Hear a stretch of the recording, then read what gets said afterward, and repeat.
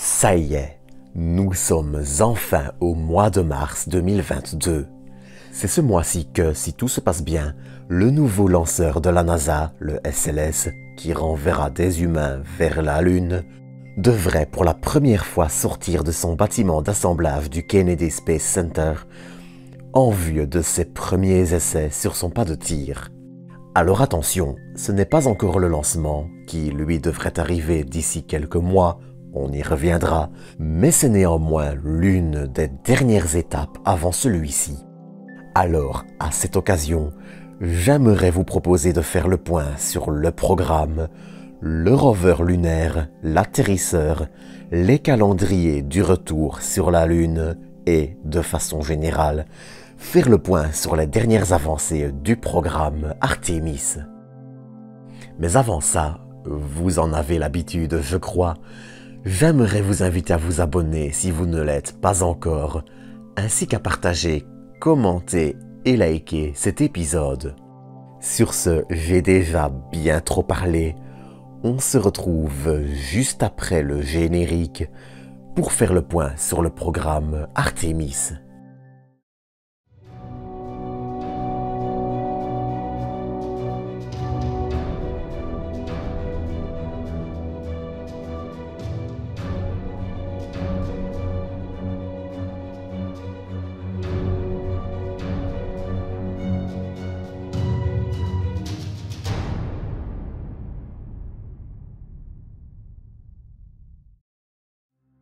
Pour commencer cet épisode, le premier point que je voulais aborder, c'est la question du rover.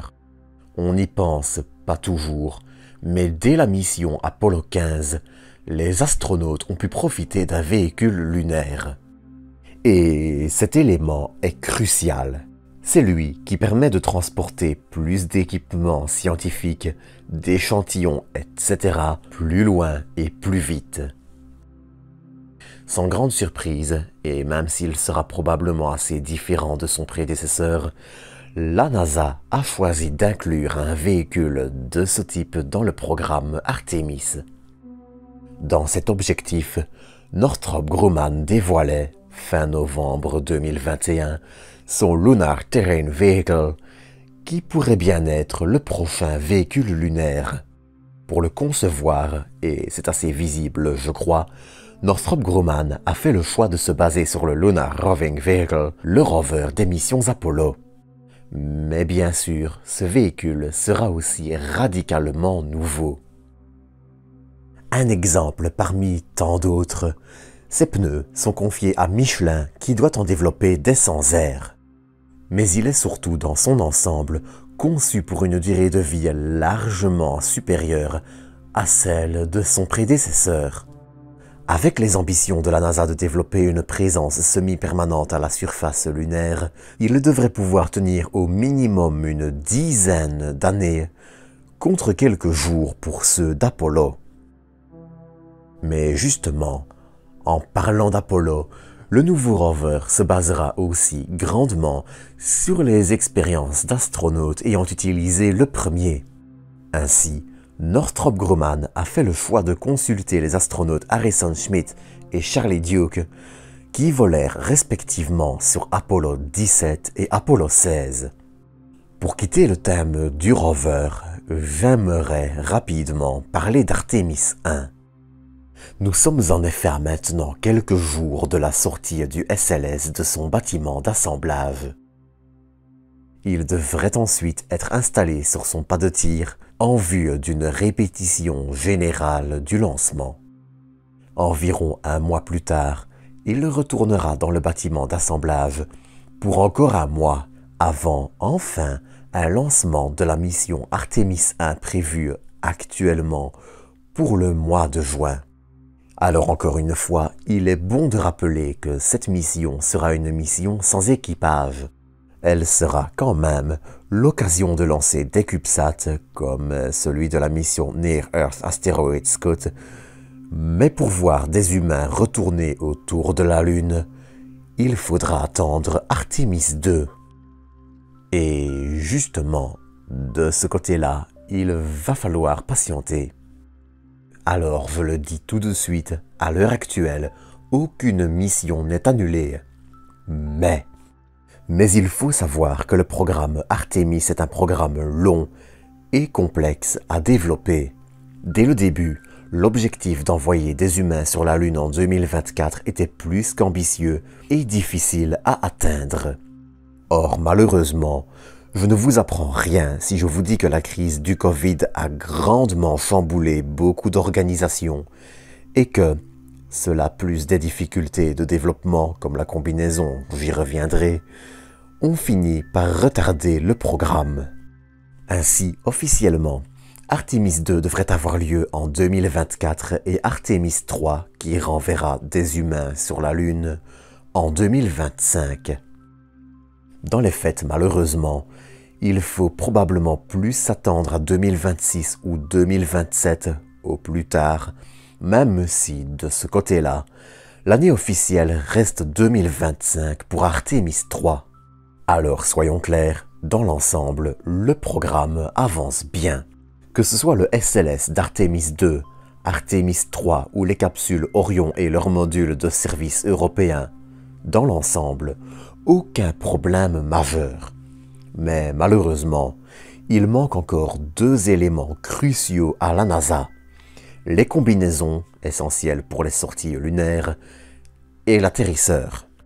Alors évidemment, je ne vous apprends rien si je vous dis que c'est le Starship de SpaceX qui a été sélectionné pour envoyer des humains sur la Lune.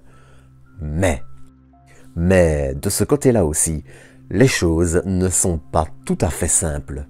Avec les retards pris sur le vol orbital, qu'il ne faut désormais certainement plus espérer avant courant du mois d'avril, et les ralentissements du développement du Starship, le Starship lunaire est encore loin d'exister.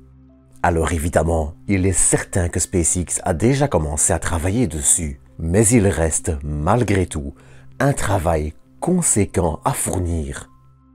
Car pour se poser sur la Lune, le Starship doit non seulement être ravitaillé en orbite terrestre, technologie que SpaceX doit aussi maîtriser, mais aussi disposer de pieds permettant un alunissage, en plus de tous les systèmes de guidage qui vont avec, la façon dont les astronautes accéderont à la surface, et j'en passe. À tout ceci, bien sûr, vient s'ajouter le besoin crucial d'une répétition générale avant de réellement confier la vie d'humain au Starship lunaire, qui sera radicalement éloigné du Starship que l'on voit aujourd'hui. Pour couronner le tout, le Starship lunaire devra aussi s'inspirer des résultats du premier vol orbital. Et puis, à côté de ça, il y a les problèmes de combinaison. De ce côté-là aussi, le développement est un véritable défi et prend du retard par rapport au calendrier. Il faut encore ajouter à ça des compagnies cruciales, comme Boeing en tête qui construit le SLS, qui accusent elles aussi un certain retard. Enfin, de leur côté, les premiers modules de la future station en orbite lunaire, la Deep Space Gateway, à savoir les modules PPE pour Power and Propulsion Element, et le module d'habitation Halo vise toujours un décollage en 2024, même si 2025 est une date bien plus raisonnable. Mais il ne faut pas non plus se représenter Artemis comme un programme enlisé et stagnant.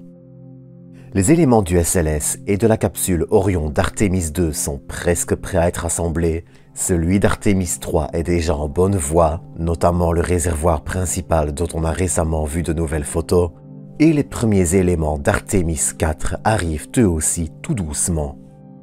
En résumé, je dirais que le programme avance, mais que, de par l'ambition de ses objectifs, il nécessite aussi de savoir faire preuve de patience, surtout pour un tel programme. Quoi qu'il en soit, soyez certains que l'on en reparlera encore ici, ainsi que de son futur développement. En attendant, c'est ici que je vais terminer cet épisode.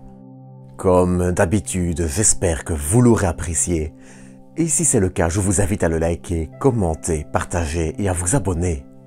Quant à moi, je vous donne rendez-vous dans quelques jours, et d'ici là, prenez soin de vous, prenez soin des autres, et à très bientôt pour de nouvelles doses d'espace.